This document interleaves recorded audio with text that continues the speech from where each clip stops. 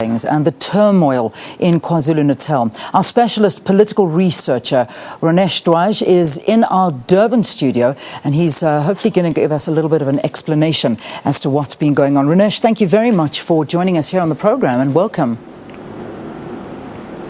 Thanks, Leah, and you are more than welcome. Ranesh, before we get into the political killings, which I think is going to take up the bulk of our conversation, I just want to touch on, right at the top of our interview, about the issue of the NFP. Tomorrow we'll know whether it has done enough to contest the municipal elections. Not to preempt the court case, of course, but what do you think the chances are for the NFP?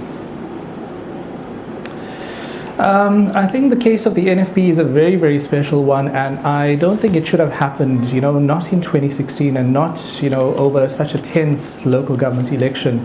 You would recall in 2011 when the National Freedom Party was formed, it actually captured 2.4% of the vote in KZN, and it also won 2 councils outright. It also shared 19 hung councils together with the ANC. In these elections, they are contesting, just in one municipality, they have 17 seats, 8 ward and 9 PR seats they are contesting in the Utu municipality. I hope I pronounced that correctly. But tomorrow, I think the NFP's chances are rather slim because, just to take you back to another case that that actually set a precedent, the ACDP was shut out of the Cape Metropolitan elections back in 2006, 10 years ago. Obviously they went to the electoral court, they lost the electoral court case, they went to the Con Court, and there they actually won their case, and they were allowed to participate in those elections in 2006. But I think the major difference here between the NFP and the ACDPs was that the ACDP only was left out of one major council. With regard to the NFP, it's a whole number of municipalities here in KZN. Obviously, you and I know that there are 61 municipalities here in KZN. So to get the NFP on that ballot, remember local government elections, by its very nature are very complex because we are looking at ward, PR, and then, in KZN we have lots of district municipalities. So to include the NFP on a ward ballot, on a PR ballot, also on the district council ballot, I think it's going to prove a huge, huge nightmare for the IEC. Yeah. So looking at tomorrow, we all hope that the NFP succeed, but I sincerely think that the chances are very slim. Gosh, all right, it's not going to be good news for them. But let's, of course, wait for the results to come out tomorrow, so they'll be able to know. Now, we talk about the NFP, and obviously, automatically, we think of KwaZulu-Natal because that's the area where they've got the most of their supporters, and this is a very volatile area. We've seen the majority of the political killings taking place in KwaZulu-Natal. What is going on with these political killings? Try and give us a little bit of an understanding. Leah, and I sincerely think that, obviously with the lead up to any election, especially local or municipal elections, it is essentially about access to resources, it is about access to power, and very importantly, it is about influence. Influence in terms of tender processes in councils, when local councils eventually sit for the next 5 years. So it is about that.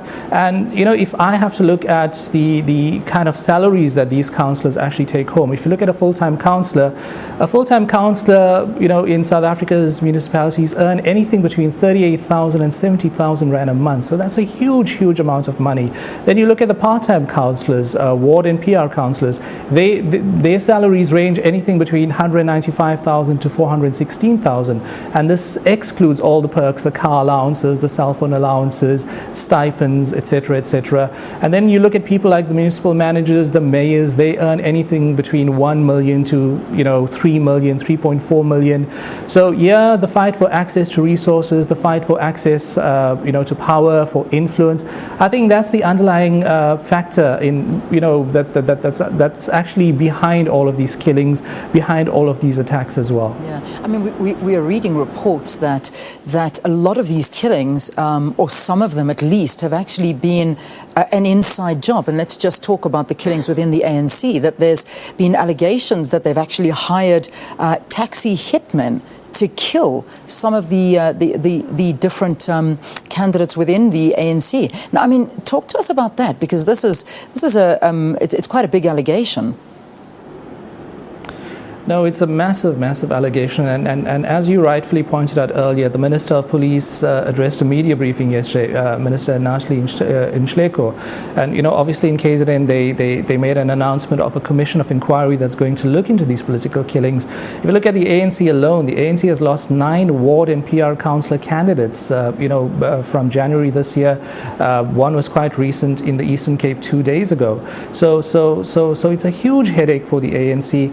If we look back at the political violence or killings here in KZN between 2010 and 2015, there has been no less than 64 people who have actually perished.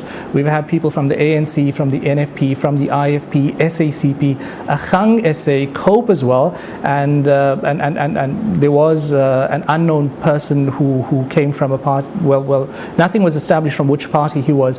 But yes, if you look at the ANC killings especially, those were very strategic because those people who were targeted were actually timed very nicely. They were dropping off their kids. They were either at home. The so-called hitman ensured that the person actually died because it wasn't a matter of 1 or 2 bullets. They fired like 11 or 12 rounds of ammunition until the person was certified dead, on the scene. The real tragedy about all of these killings, especially with the ANC ward and PR councillors, was that most of these killings, 4 of those councillors were actually killed in front of their children. Some of them were dropping off their kids at school at 6:30. That's the reason I'm saying it was very precision. These guys were timed very nicely by these hitmen. But again, just to go back to what the minister said yesterday at the briefing, that obviously the investigation is going to be a very prolonged, long issue. So the answers we're not going to get very, very soon. Hopefully something will come after the elections next week. Yeah, I mean, it's almost painting a picture for a lot of us to be, or should we? I suppose the question I'm going to ask you is, should we be concerned for next week? Because, if we're already seeing councillors being killed, and I mean, you threw a number out there which actually took me a bit by surprise, 64 murders this year, politically motivated murders, if we can call them that, because I know the minister doesn't even want to say politically motivated as yet, because he still wants investigations in. And I know we say majority from KwaZulu-Natal and from the ANC, but there are a lot of political parties that have lost lives, and in different provinces as well. So the numbers are all coming in. Come next week, what is going to happen? I mean, are you expecting there to be a lot of fighting, more killings around election day and when the results come out? You know what, Leanne, I am more concerned after Election Day, because remember, we have only close to 10,000 council seats, ward and PR seats, and we have 63,000 candidates on those election lists. So 55,000 people are going to be terribly unhappy post-August the 3rd. So my real worry, real concern is post-August the 3rd. But I think political parties and their leaders also have a huge responsibility on their shoulders. In mid-June sometime, the IEC issued a very scathing statement saying that, this is unacceptable.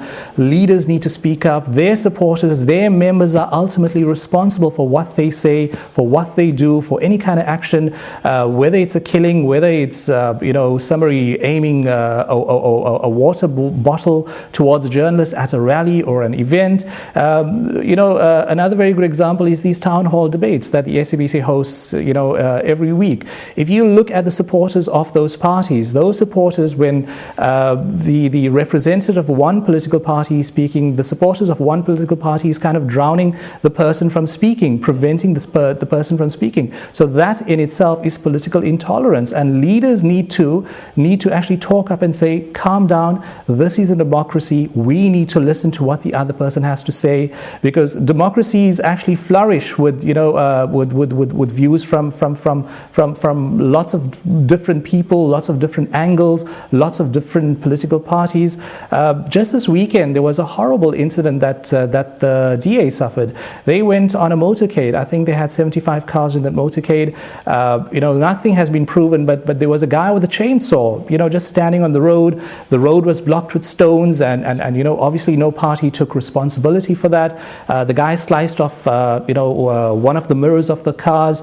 The DA laid a complaint to the respective political party. Obviously, they denied this. They said, we need solid solid proof. Again, it comes down to political parties. Their leaders actually need to step up to the plate and say, enough is enough, especially in KZN, we need to act on this. Yeah, I mean, these are very worrying scenarios that you're painting for us here. And I can imagine that the authorities are also very aware of this and very worried as well.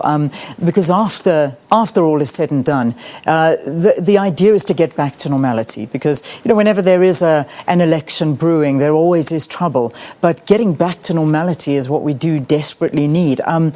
Has there been talk from the police minister himself and other security personnel whether or not there is going to be extra security during this time and after the elections?